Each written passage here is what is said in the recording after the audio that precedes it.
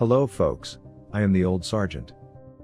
I have just a few thoughts about Speaker Nancy Pelosi's visit to Taiwan along with the larger geopolitical considerations. This was a very stupid thing to do. Unfortunately, she even had support from many war hawk Republicans. While we have a lot of sympathy for the people of Taiwan, we have a one China policy from the time we got China to change alliance to the United States from the Soviet Union during the Cold War. It is why we brought China into the world economic system in the 70s. Of course, after the collapse of the Soviet Union, it became mute. We have been fence-sitting in the hopes that the Chinese government will someday change and allow Taiwan to become an independent nation-state. The Taiwanese think of themselves as Taiwanese, not Chinese, so Taiwan will never voluntarily be reabsorbed into China no matter what type of government China has in the future. There are factors we must consider when dealing long-term with China. President Xi Jinping and the nation of China are currently in a precarious situation.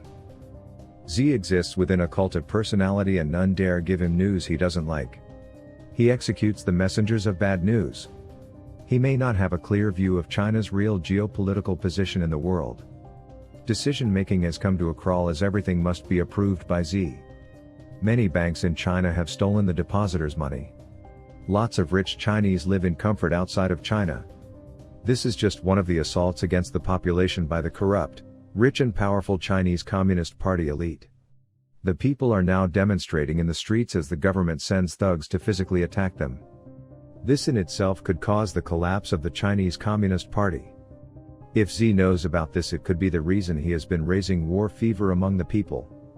He could have used Pelosi's trip to Taiwan as an excuse for war to save his own skin. Fortunately, they made no direct attacks on American air or sea craft.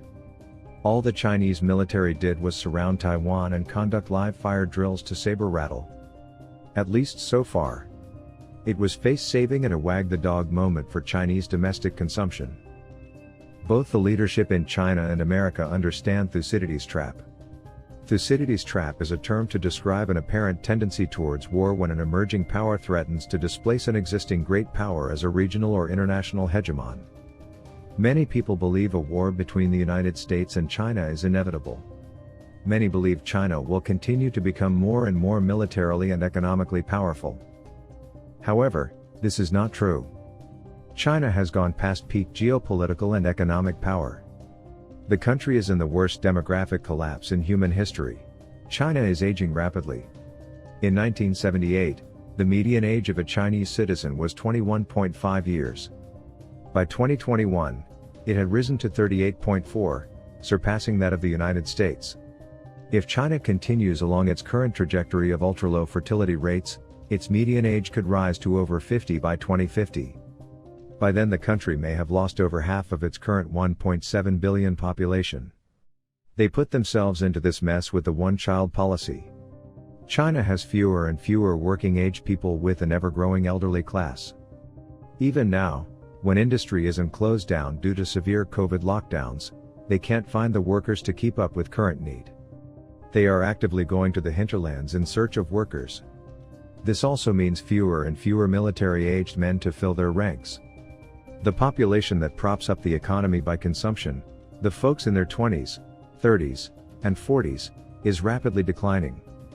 With few women of childbearing age after most of the females were killed during the one-child policy, the future of the Chinese is very dim.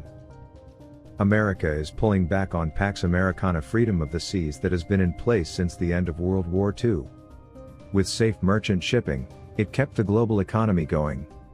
Americans have decided they are tired of paying the bill to support worldwide free trade as other countries depend on the United States to do and pay for it all. Why would Americans want to pay to secure Chinese shipping?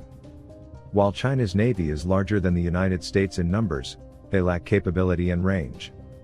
America is a full blue water navy while the Chinese fleet depend on ever-depleting fuel resources.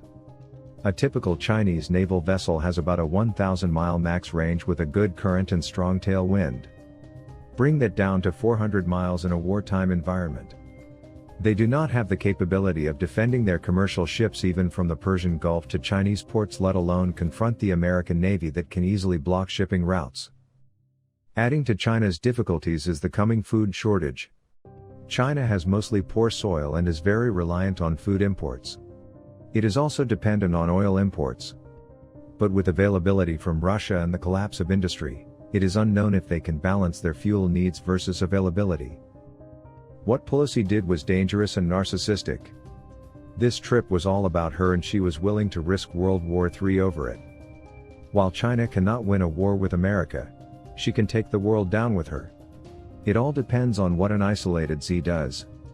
While the world knows not to ruffle the feathers of the eagle, it also knows not to poke the dragon. China is dying. Leave her alone to die. I am the old sergeant.